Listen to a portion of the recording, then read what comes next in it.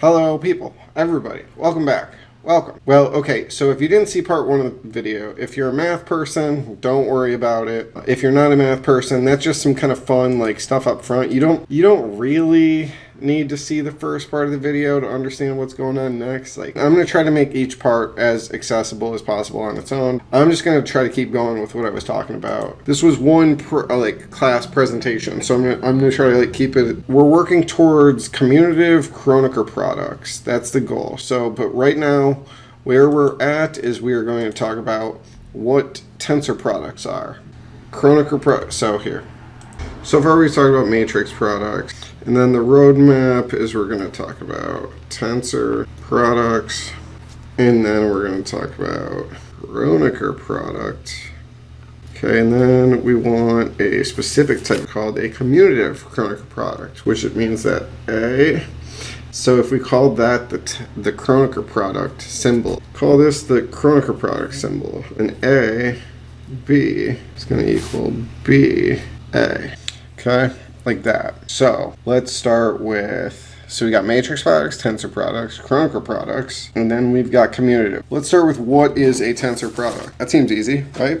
So let's start off with a normal tensor product. So if usually you take a tensor product A and B, usually these would be vector. We talked about matrices. Okay, so we talked about taking the tensor product of two things. Typically you would be talking first about vectors, and then we have matrices that are written like A, so that's a matrix, right? And then vector, as we talked about in the first part, is something like X, Y. Okay, so when we take tensor products, usually we're taking the tensor product of two vectors. Take the tensor product of A, B, tensor product with C, D.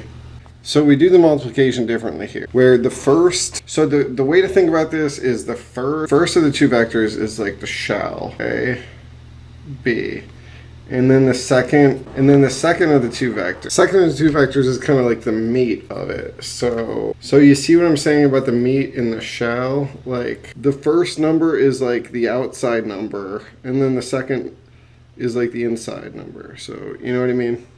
Does that make sense? So that's how the concept of tensor product works. And then with the matrices, remember how we were saying a 2 by 2 matrix is like 2 rows and then 2 columns, right? So this is a matrix like X, Y is a 2 by 1 matrix. And then if you take the tensor product of two 2 by 1 matrices, you end up with something where you multiply the first numbers and multiply the second numbers, you end up with a 4 by 1 product. And so what that looks like, as we said before, you have A, B, tensor product with C, D is equal to A, B, C, D. So this gives us a 4 by 1 matrix, or a vector rather, because it's 4 by 1, of AC, AD,